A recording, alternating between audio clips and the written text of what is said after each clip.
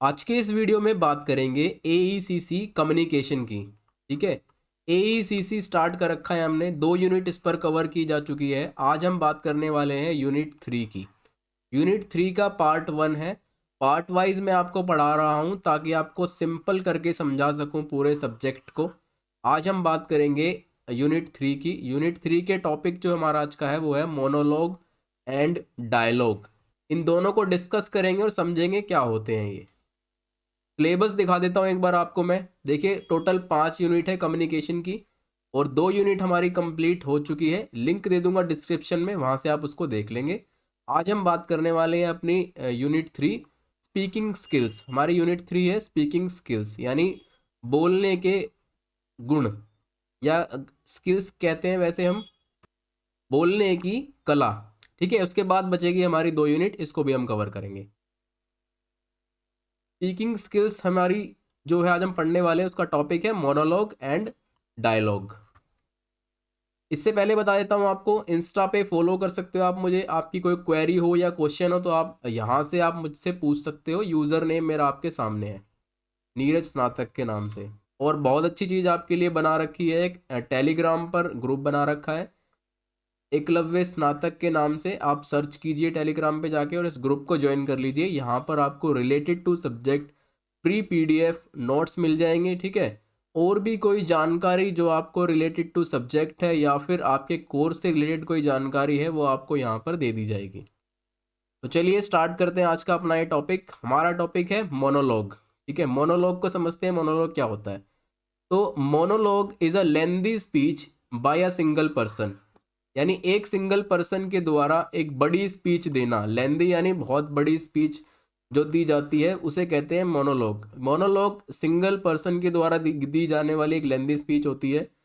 It is a one sided conversation, और ये एक वन साइडेड कन्वर्सेशन होती है, यानी श्रोता जो सुनने वाला होता है उसका इसके अंदर कोई रोल नहीं होता। सारे राइट्स जो होते हैं, अधिकार जो होते हैं इसके अंदर, वो स्पीकर के पास होते हैं। जो बोलने वाला है, जो मोनोलॉग कर रहा है, उसके पास सारे अधिकार इसके अंदर होते हैं।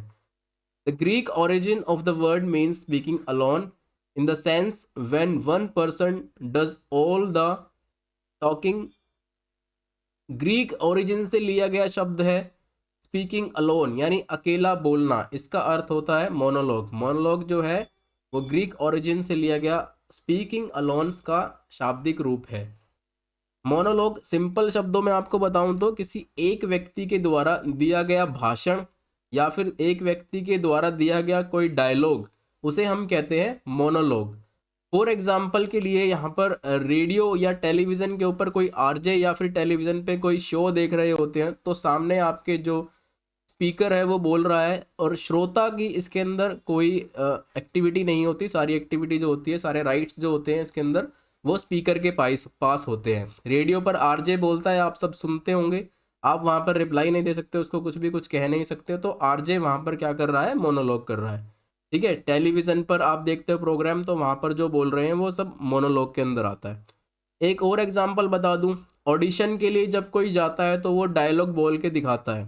ठीक है, जो वहाँ पर वो जज होते हैं, उनके सामने जब कोई ऑडिटर जाता है ऑडिशन के लिए, ठीक है, तो वो डायलॉग बोल के दिखाता है, तो वो भी मोनोलॉग का एक पार्ट होता है। उसमें सारे जज जो होते हैं वो खामोश होकर उसको सुनते हैं।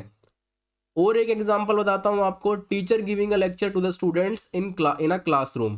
जब कोई एक शिक्षक होता है, अध्यापक होता है, टीचर होता है, वो अपने सब्जेक्ट से रिलेटेड कोई लेक्चर देना होता है जब उसको, ठीक है, तो लेक्चर देता है जब, लेक्चर मेथड का यूज़ करता है वो, उस समय क्या होता है, जो छात्र होते हैं, जो स्टूडेंट्स जो होते हैं, वो शांतिपूर्ण ढंग से उस लेक्चर को सुनते हैं, तो वो मोनोलॉग का एक पार्ट होता है। एक और एग्जांपल आपके सामने है, a boss in an office में गिव सम इंस्ट्रक्शन। किसी भी ऑफिस का, संगठन का कोई बॉस है, ऑफिस में बॉस होता है, ठीक है, वो अपने एम्प्लॉयज़ को कोई इंस्ट्रक्शन दे सकता है, सबको बुलाकर जब कोई मीटिंग करता है वो, तो वो भी मोनोलॉग का एक पार्ट होता है। उस समय सारे एम्प्लॉय जो होते हैं, ठीक है, जो भी वहाँ पर काम करने वाले व्यक्ति होते हैं, वो बॉस को ध्यानपूर्वक सुनते हैं। उनका वहाँ पर कोई रोल नहीं होता, वो आर्ग्यू नहीं कर सकते। जितनी भी इंस्ट्रक्शंस है जो बॉस के द्वारा दी गई है वो उसको ध्यानपूर्वक सुनते हैं। इसे कहते हैं मोनोलॉग। मोनोलॉग 3 प्रकार का होता है, सोलिलिक, इंटीरियर एंड ड्रामेटिक। इन तीनों को डिस्कस करेंगे, सोलिलिक, इंटीरियर और ड्रामेटिक। ठीक है, 3 टाइप का मोनोलॉग होता है हमारा। सोलिलिक में क्या होता है, a long speech given by a character, यानी एक व्यक्ति के द्वारा एक लंबी स्पीच दी जाती है। इसके अंदर जो स्पीकर होता है इसके अंदर, ठीक है, वो किसी भी सब्जेक्ट पे जिस पे उसको स्पीच देनी है उस पर वो एक लंबी स्पीच देता है, लेंदी स्पीच देता है। Person is alone at stage, और जो स्पीकर होता है, जो पर्सन सोलिलिक के अंदर स्पीच दे रहा है, वो अलोन होता है स्टेज पर, उसके अलावा स्टेज पर कोई नहीं होता सोलिलिक के अंतर्गत। ठीक है, the character is talking to him और हर सेल्फ। सोलिलिक का एक पार्ट और भी है कि इसके अंदर जो कैरेक्टर होता है, जो सोलिलिक कर रहा है, जो मोनोलॉग कर रहा है, वो अपने आप से बात करता है। ठीक है, ये भी मोनोलॉग का एक पार्ट होता है जो सोलिलिक के अंतर्गत आता है। तो सोलिलिक मैंने आपको बता दिया, लॉन्ग स्पीच दी जाती है सिंगल व्यक्ति के द्वारा, सिंगल जो पर्सन होता है वो उस पे स्टेज पे अलोन होता है, और इसके अंतर्गत अपने आप से जो व्यक्ति बात करते हैं उसको भी शामिल किया जाता है। इसके बाद बात करते हैं हम इंटीरियर मोनोलॉग की। देखिए, इंटीरियर मोनोलॉग क्या होता है, इसके अंदर इनर वॉइस को शामिल किया जाता है, यानी जो बोलने वाला है, जो स्पीकर है, वो अपनी भावनाओं का इसके अंदर प्रयोग करता है, अपने शब्दों का वो इसके अंदर प्रयोग करता है। Internal speech on verbal stream consciousness is thinking in words, it is also refers to the semi constant internal monologue, यानी इसके अंदर वो अपनी थिंकिंग का, अपनी सोच समझ का, अपने थॉट्स का, विचारों का, अपनी फीलिंग्स का, इन सभी चीज़ों का प्रयोग करता है, और इनके इम्प्रेशन से वो क्या करता है, मोनोलॉग करता है। ठीक है, फॉर एग्जाम्पल गाइड है, मान लो आप कहीं घूमने गए हुए हो और आपने एक गाइड किया, तो गाइड उस जगह को अपने शब्दों में आपको बताएगा, उसका वर्णन करेगा अपने शब्दों में। ठीक है, कमेंटेटर है, आप क्रिकेट देख रहे हो, कमेंटेटर आपको कमेंट्री करके सुनाते हैं अपने शब्दों में, वो सारा चित्रण जो देखते हैं, चित्र देखकर वो उसको बताते हैं आपको। तो वो इंटीरियर मोनोलॉग का एक पार्ट होता है। इसके अंदर वो अपनी भावनाओं के हिसाब से बताते हैं, अपनी फीलिंग्स, अपने विचारों के हिसाब से बताते हैं। ठीक है, अपने शब्दों में वो इसको बताते हैं। प्रेजेंटेटर है, किसी सब्जेक्ट से रिलेटेड या किसी विषय को, या किसी विषय के बारे में कोई प्रेजेंटेशन तैयार कर रखी होती है किसी ने, तो वो अपने शब्दों में उसको प्रकट करता है, बताता है सामने वाले को। तो ये इंटीरियर मोनोलॉग का एक पार्ट होता है। इसके बाद बात करते हैं ड्रामेटिक मोनोलॉग। देखिए, ड्रामेटिक मोनोलॉग में क्या होता है, किसी भी करेक्टर के लिए या किसी भी विषय के लिए एक ड्रामा के थ्रू, नाटक के थ्रू कह सकते हैं, या कविता के थ्रू, पोयम के थ्रू उसको बताना, वो कहलाता है ड्रामेटिक मोनोलॉग।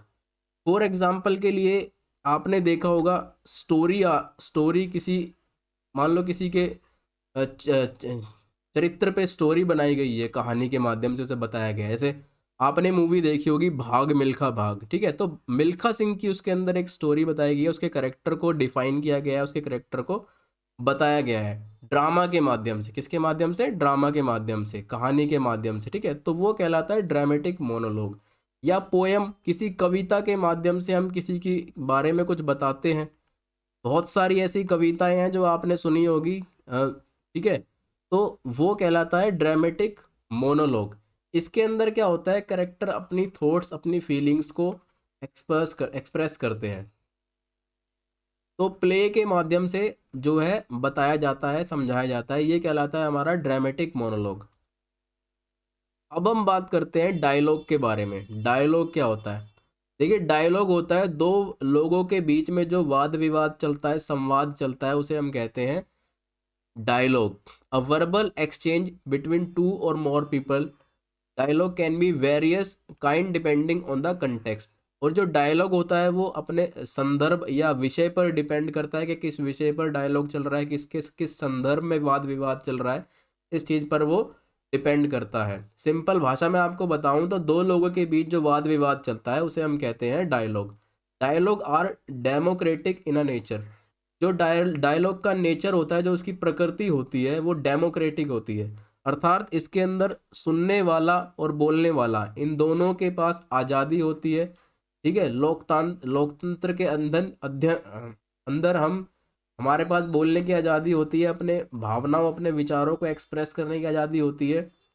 तो डायलॉग के अंदर स्पीकर हमेशा स्पीकर नहीं रहता, उसे लिसनर भी बनना होता है। ठीक है, टर्न बाय टर्न चलता है ये, यानी एक बार स्पीकर, अगर दो पार्टियों के बीच डायलॉग चल रहा है तो एक बार टर्न एक पार्टी की आएगी और दूसरी बार दूसरी पार्टी की टर्न आएगी, तो टर्न के हिसाब से चलता है। इसमें स्पीकर हमेशा स्पीकिंग नहीं करता, वो लिसनर भी बनता है। A speaker but speaks while and the then the let other person come up with his और हर आइडियाज क्वेरी रिस्पॉन्स, यानी जो सामने वाला सुनने वाला है वो अपनी क्वेरीज को क्लियर करता है, अपने क्वेश्चंस को रखता है और स्पीकर को जो है रिस्पॉन्स इसके अंदर देना होता है। Dialogue is come to a conclusion, देखिए जो वाद विवाद होता है, संवाद होता है, वो किसी ना किसी निष्कर्ष पर हमेशा पहुंचता है। ठीक है, वो कंक्लूजन पर पहुंचता है, तो ये कहलाता है हमारा डायलॉग। तो this is the end of the video. मिलते हैं नेक्स्ट वीडियो में। सब्सक्राइब कीजिए चैनल को, बेल आइकन को दबाना ना भूलें।